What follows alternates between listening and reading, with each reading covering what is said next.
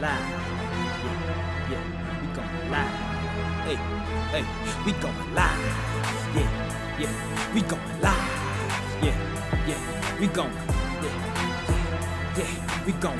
Yeah, yeah, yeah, we going live. From the 50-yard line, we going live. From the 50-yard line, we going live. From the 50-yard line. Hey. All right, mental health moment. Well, this is a both. This is a both right here? Okay. This is a mental health moment and an onto the real. Okay. Yeah. This is about a swimmer, former Olympic swimmer, Emily Klueh. So she swam for obviously the US, and because of her own, this is why I always tell people your pain is probably your passion and your purpose, right? Because so often the things that we go through bring us realization of where we really want to put our efforts. And so that's true for her because she ended up becoming a mental health officer for the USPCO, which is the Olympic Committee. And she actually was in Beijing during the Olympics serving, helping people. Obviously, that was probably the most intense Olympics we've experienced because of COVID and because people were in a bubble and because there was so much, just around that isolation and all that kind of stuff. So I'm sure they were quite busy helping people to maintain their mental health during that time. And so kudos to her for one, recognizing her own mental health struggles as she was, a part of the Olympic team.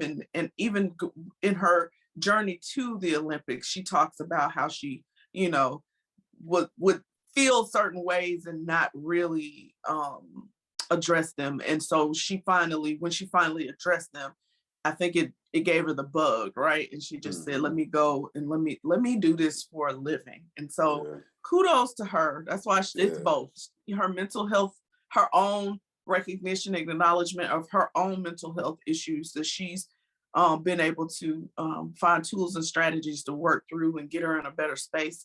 And of course, when you're not competing, it's a little easier. So kudos to her for that, but then also to not only figure out how for herself she could do better, but to figure out how she can help other people. And that's amazing.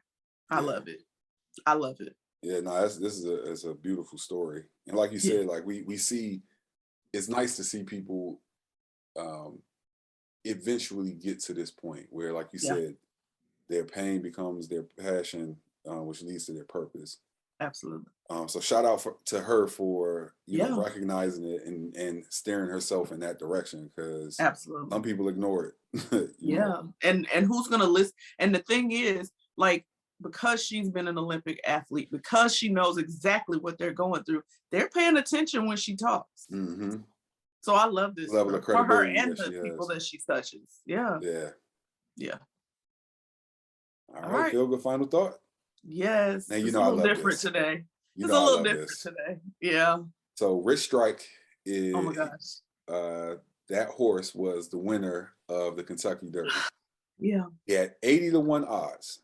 And I remember, shout out to Cheese. Cheese is one of my guys who, he does a lot of gambling.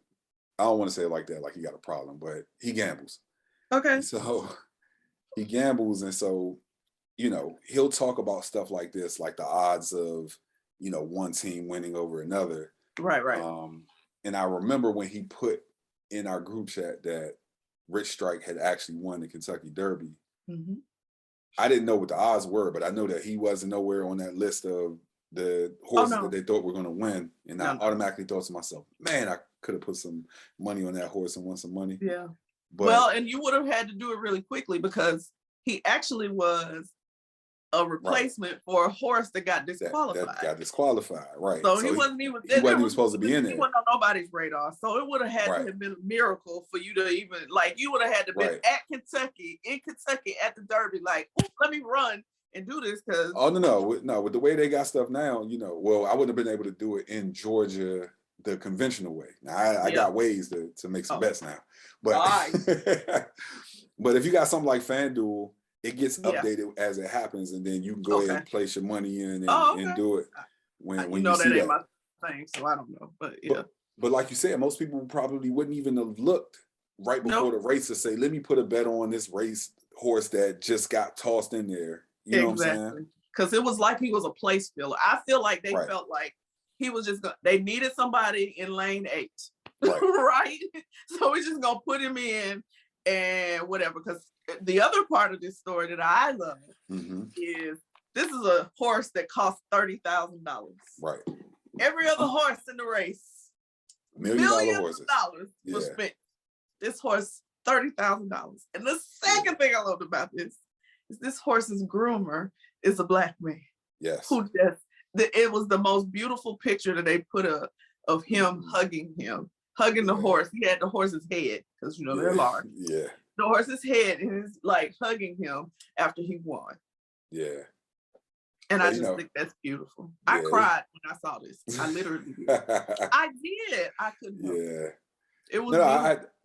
I mean, understandably so. Like, this was, this is one of those, I love a good underdog story.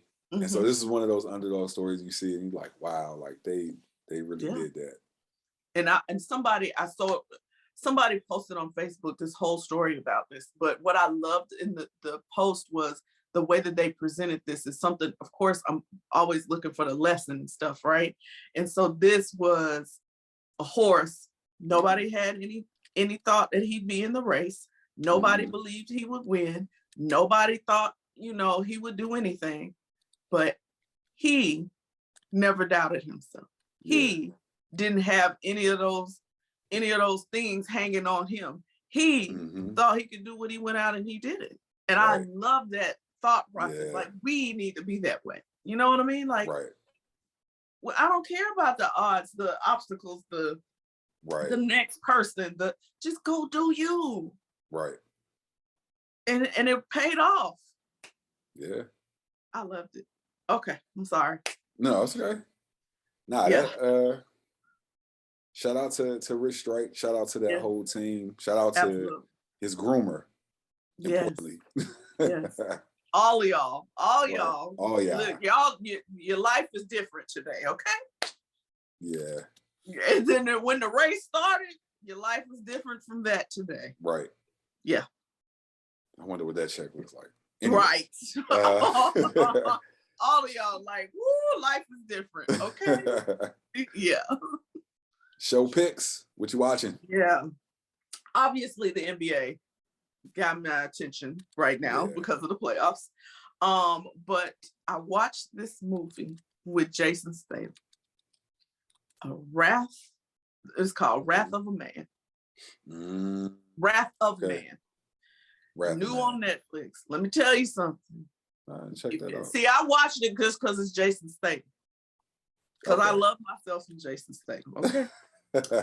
I love his movies. I do. I love his movies. And he does not disappoint. That's all I'm gonna say about it. He does not disappoint. Yeah, it's his I don't want to give it away, so I'm not gonna tell, but it's yeah, because you don't know what's happening until like mid-movie, and then it's one of these movies that goes back and forth in time, so you got to really be paying attention to what's happening, but it's so good. Is it back and forth in time, like it goes into a retrospective, or is it like kind of shot like a Quentin Tarantino movie? Yeah, like 3 months, 5 months. 2 months later. It's like that. Like 2 weeks ago, that kind of thing. Yeah. Yeah. But it's good. What you watch? I'm gonna have to check that out. No, it's good. I can't blame my wife for this. I cannot. You better not blame my sister for nothing. I can't blame her for having me watch trash TV because I was already. No, because you like real. I was already right. I was already watching trash TV. You watched trash already, yes. But one day she was watching Put a Ring on It, and I was sitting there just kind of looking. And I started watching Put a Ring on It, and now I can't stop. Really? Yes. I've heard of it. My aunt tried to get me to watch this show. I was like, I can't. It's much like Ultimatum to me. I'm like, I can't watch that stuff. Yeah, so yes, I think the journey is the kind of the interesting thing about it though. Okay. It's not the pressure that's being applied, it's the journey. It's how we get to the point of making the decision if, you know, you do move forward or if you make the decision, nah, this enough for me. You know, so to kind of watch some of the stuff unfold and people's reaction to it, like it's an interesting show. Ronnie got you hooked. Yeah. And it's funny, one of my boys, shout out to my bro Dirk, he came over to the house the other day, and I just knew that he was about to make jokes and clown me for watching it. Yeah. He's on season 3. Well, you know what? That speaks volumes to me, though. Yeah. That men are captivated by it. Like, you know what I mean? Yeah. Like, no, for real. That speaks volumes to me because most of these shows are very women driven, right? Like the ones that want to see, you know, all of that. Yeah. But it's interesting to hear that men are captivated by this. So I'll go and check it out, I guess. Yeah, you gotta check it out. See. All right. All right. So we are at the end of another one, episode 160. We certainly want you guys to continue to interact with us. Shout out to Auntie. Auntie, the next time we have Baby Drew on the podcast, we will do a better job. We're gonna make a whole big deal about it. Yeah, we will do a better job of introducing him. I was like, I was mad with y'all. No, we will do a better job, Auntie. We apologize. Jeez. I think he enjoyed himself. He did. Yes, he did. I enjoyed him, whether he enjoyed it or not. But if you want to reach out to us via email and provide us some feedback, or you know, send us some info for you being on the show, you can hit us up at fieldgoodfinalthought@gmail.com. We have a Twitter account at field2thereal.P1. Still upset about that after so many years later. Our IG account is at field2thereal.podcast, which is the same thing that I wanted the Twitter account to be, but I digress. And if you look above Stephanie's head, you will see how to search for our Facebook and our YouTube pages. That's Field, no number, to the Real Podcast. So reach out to us. Definitely go to our YouTube. See, right. So go to our YouTube page, like, share, subscribe, comment, share. Like I did say share already. Share with so many people. Again, share. That you would think that would appreciate a good show talking about sports, but not just talking about what happens in between the lines. That's right. And our Facebook page, our videos show up on there as well. They're all kind of linked. So yeah, just subscribe. And I'm gonna say this because we never subscribe and then hit the bell for the notification. Hit that like button. As all things come out, like you'll know. Yes. So, Mm-hmm. Yes. But as always, we truly appreciate you guys for listening. This is episode 160, and we are out of here. Peace. Now put the cameras on me, put the cameras on me, put the cameras on me, put the cameras on me, put the cameras on me, put the cameras on me, put the cameras on me.